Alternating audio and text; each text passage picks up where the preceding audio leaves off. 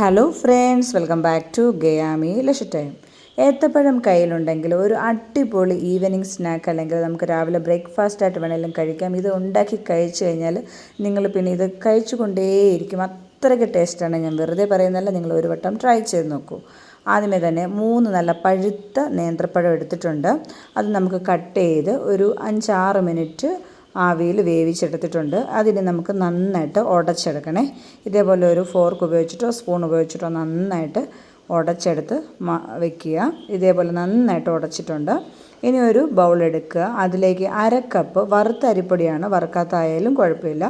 അതിലേക്ക് നമ്മൾ ഈ ഉടച്ച് വെച്ചിരിക്കുന്ന നേന്ത്രപ്പഴം കൂടി ഇട്ടിട്ട് ഒരു പിഞ്ച് ഉപ്പുകൂടി ഇട്ട് കൊടുക്കുക. എന്നിട്ട് നമുക്കിത് നന്നായിട്ട് മിക്സ് ചെയ്ത് ചപ്പാത്തിക്കൊക്കെ കുഴയ്ക്കുന്ന പോലെ കുഴച്ചെടുക്കുക. ഇതിൽ വേറെ വെള്ളമൊന്നും ചേർക്കേണ്ട ആവശ്യമില്ല, കാര്യം നേന്ത്രപ്പഴത്തിൽ വെള്ളമുണ്ട്. അപ്പോൾ ഇത് നന്നായിട്ട് കുഴച്ചെടുത്തിട്ടുണ്ട്. അതൊരു സൈഡിലേക്ക് മാറ്റി വയ്ക്കുക.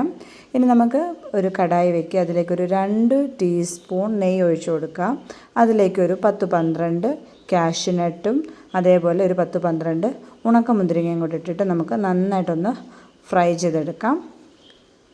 ഉണക്കമുന്തിരിയും കൂടി ഇട്ട് കഴിഞ്ഞാൽ നമുക്ക് നമ്മുടെ ഇഷ്ടത്തിനനുസരിച്ചിട്ട് ഇടാൻ കേട്ടോ അളവ്.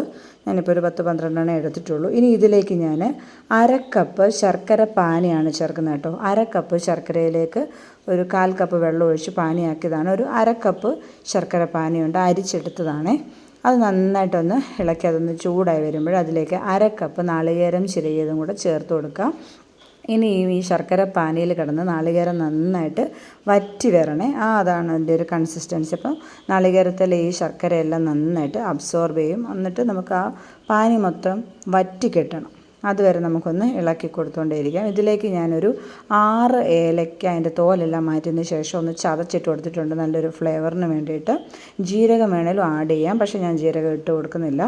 ഇപ്പോൾ ഇതിൻ്റെ ശർക്കര പാനിയൊക്കെ വറ്റിയിട്ട് നമുക്ക് മാറ്റി വയ്ക്കാം. ഇനി ഇതേപോലെ ഒരു വട്ടത്തിലുള്ള ഏത് പ്ലേറ്റ് എന്ത് പാത്രം വേണേലും എടുക്കാം. ഞാനിപ്പോൾ ഒരു കേക്ക് ടിന്നാണ് എടുത്തിരിക്കുന്നത്. അതിൻ്റെ അകത്തെ വൃത്തത്തിനനുസരിച്ചിട്ട് ഞാൻ ഒരു വാഴയില എടുത്തിട്ടുണ്ട്. അതിൽ കുറച്ച് എണ്ണ തടവിയതിന് ശേഷം നമ്മൾ കുഴച്ച് വെച്ചിരിക്കുന്ന ആ ഏത്തപ്പഴത്തിൻ്റെ ആ മാവ് കറക്റ്റ് പകുതി എടുക്കുക. എന്നിട്ട് നമുക്ക് കൈകൊണ്ട് തന്നെ ഇങ്ങനെ ഒന്ന് നന്നായിട്ട് പരത്തി കൊടുക്കുക കേട്ടോ.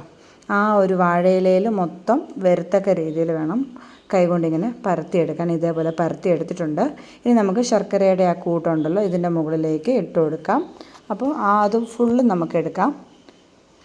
ആ ശർക്കരയുടെ കൂട്ട് അതിലേക്ക് ഇട്ടിട്ട് നമുക്ക് അത് നിറയുന്ന രീതിയിൽ നന്നായിട്ട് മിക്സ് ചെയ്യുക കേട്ടോ. അപ്പോൾ ഈ ഒരു അളവിൽ കറക്റ്റ് അളവാണ് കേട്ടോ ഞാൻ ശർക്കരയൊക്കെ എടുത്തിരിക്കുന്നത്.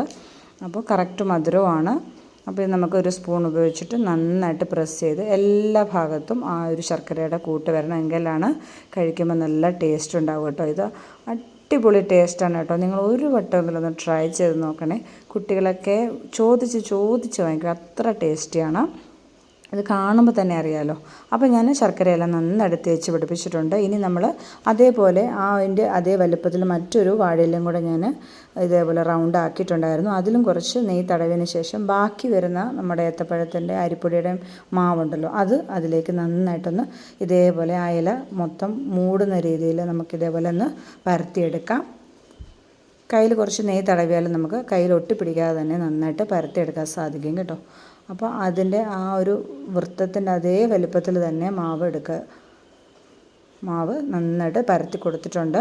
ഇനി നമുക്കിതെടുത്തിട്ട് നമ്മൾ നേരത്തെ ഒരു ബൗളിൽ ഇട്ട് വെച്ചിട്ടുണ്ടായിരുന്നല്ലോ, അതിൻ്റെ കറക്റ്റ് മുകളിലായിട്ട് തന്നെ വരുന്ന രീതിയിൽ ഇട്ട് കൊടുക്കാം കേട്ടോ. കറക്റ്റായിട്ട് വെച്ചു, എന്തായാലും ശരിയായി. ഇനി നമുക്ക് ഒരു അപ്പച്ചെമ്പിൽ വെള്ളം തിളപ്പിക്കാൻ ഞാൻ വെച്ചിട്ടുണ്ടായിരുന്നു.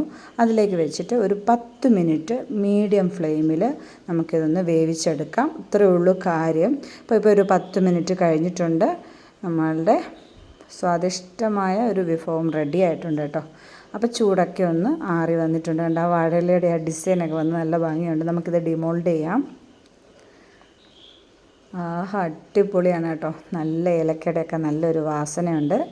ഇനി നമുക്കിതൊന്ന് കട്ട് ചെയ്ത് കാണിക്കാം. കണ്ട ആ വാഴയിലയുടെ അതേ ഒരു ഷേപ്പിൽ നല്ല ഭംഗിയാണ് കാണാൻ മാത്രമല്ല കഴിക്കാൻ അതിലേറെ അടിപൊളിയാണ് കേട്ടോ. നിങ്ങൾ ഒരു വട്ടമെങ്കിലും ഇങ്ങനെ ഒന്ന് ട്രൈ ചെയ്ത് നോക്കണേ, തീർച്ചയായിട്ടും ഇഷ്ടപ്പെടും. ഏത്തപ്പഴമൊക്കെ വീട്ടിലുള്ളപ്പോൾ നമ്മൾ ഈ രീതിയിലൊന്ന് ഉണ്ടാക്കി നോക്കുക. ഇനി ഇതൊന്ന് കട്ട് ചെയ്ത് കാണിച്ചു തരാം കേട്ടോ. അത് കാണാൻ തന്നെ നല്ല രസമാണ്. അപ്പോൾ ഞാൻ ആ ഫില്ലിങ് ഇങ്ങനെ ഇരിക്കുന്നത് കഴിക്കാൻ അടിപൊളിയാണ്. അപ്പോൾ ഇതേപോലെ ഞാൻ വീണ്ടും കട്ട് ചെയ്തിട്ടുണ്ട്. അപ്പോൾ ചാനലൊക്കെ കണ്ടിട്ട് ഇഷ്ടപ്പെടുകയാണെങ്കിൽ കൂട്ടുകാരൊന്ന് ലൈക്കും ഷെയറും സബ്സ്ക്രൈബും ചെയ്തേക്കണേ. തൊട്ടടുത്തുള്ള ബെല്ലൈക്കൺ എനേബിൾ ചെയ്താൽ ഞാൻ ഇനി ഇടുന്ന വീഡിയോസൊക്കെ നിങ്ങൾക്ക് കാണാൻ സാധിക്കും. കൂടുതൽ നല്ല റെസിപ്പിയുമായിട്ട് വീണ്ടും വരാം. നിങ്ങളുടെ സപ്പോർട്ട് തീർച്ചയായിട്ടും കൂടെ ഉണ്ടാവണേ. അപ്പോൾ മറ്റൊരു നല്ല വീഡിയോയുമായി വീണ്ടും വരാം. Thanks for watching.